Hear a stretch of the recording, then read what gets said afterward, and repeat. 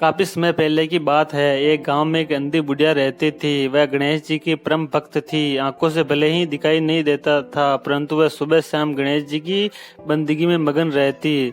नित्य गणेश जी की प्रतिमा के आगे बैठकर उनकी स्तुति करती, भजन गाती, वह समाधि में लीन रहती। गणेश जी बुढ़िया की भक्ति से प्रसन्न हुए। उन्होंने सोचा, ये बुढ़िया नित्य हमारा स्मरण करती है, परंतु बदले में कभी कुछ नहीं मांगती। भक्ति का फल तो उसे मिलना चाहिए। ऐसा सोचकर गणेश जी एक दिन बुढ़िया के सम्मुख प्रकट हुए और बोले, माई, तुम हमारी सच्ची भक्त हो। जिस श्रद्धा व विश्वास से हमारा स्मरण करती हो, हम उसे प्रसन्न हैं।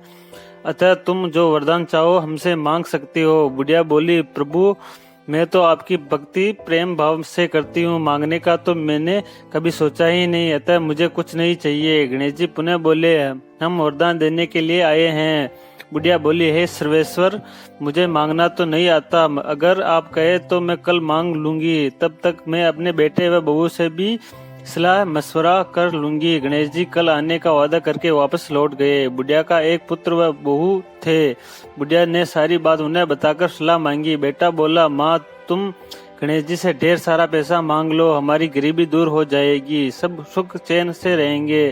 बुढ़िया की बहू बोली, नहीं, आप एक सुंदर पोते का वरदान मांगे, वंश को आगे बढ़ाने वाला भी तो चाहिए। बुढ़िया बेटे और बहू की बातें सुनकर असमंजस में पड़ गई। उसने सोचा, ये दोनों तो अपने अपने मतलब की बातें कर रहे हैं। बुढ़िया ने पड़ोसियों से सलाह लेने का मन बनाया। पड़ोसन भी नेक दिल थी। उसने बुढ़िया को समझाया कि तुम्हारी सारी जिंदगी दुखों में कटी है, अब जो थोड़ा जीवन बचा है वह तो सुख से व्यतीत हो जाए। धन अथवा पोते का तुम क्या करोगी? अगर तुम्हारी आंखें ही नहीं हैं तो यह सांसारिक वस्तुएं तुम्हारे लिए व्यर्थ है, अतः तुम अपने लिए दोनों आंखें मांग लो। बुढ़िया घर लौट आई। बुढ़िया और भी सोच में पड़ गई। उसने सोचा, कुछ ऐसा मांग लूं जिससे मेरा बहू वह बेटे सबका भला हो, लेकिन ऐसा क्या हो सकता है? इसलिए अंधेरतुन में सारा दिन व्यतीत हो गया। बुढ़िया कभी कुछ मांगने का मन बनाती तो कभी कुछ, परंतु कुछ भी निर्धारित न कर सकी। दूसरे दिन गणेश जी पुनः प्रकट हुए तथा बोले,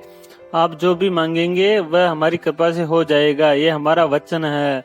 गणेश जी के पावन वचन सुनकर बुढ़िया बोली, हे गजराज, यदि आप मुझसे प्रश्न है तो कृपया मुझे मन इच्छित वरदान दीजिए। मैं अपने पोते को सोने के गिलास में दूध पीते देखना चाहती हूँ। बुढ़िया की बातें सुनकर गणेश जी उसकी सादगी व सरलता पर मुस्कुरा दिए। बोले, तुमने तो मुझे ठग ही लिया। मैंने तुम्हें एक वरदान मांगने के लिए बोला था, परंतु तुमने तो एक वरदान में ही सब कुछ मांग लिया। तुमने अपने लिए लंबी उम्र तथा दोनों आंखें मांग ली है, बेटे के लिए धन व बहू के लिए पोता भी मांग लिया है। पोता होगा, ढेर सारा पैसा होगा, तभी तो वह सोने के गिलास में दूध पिएगा। पोते को देखने के लिए तुम जिंदा रहोगी, तभी तो देख पाओगी।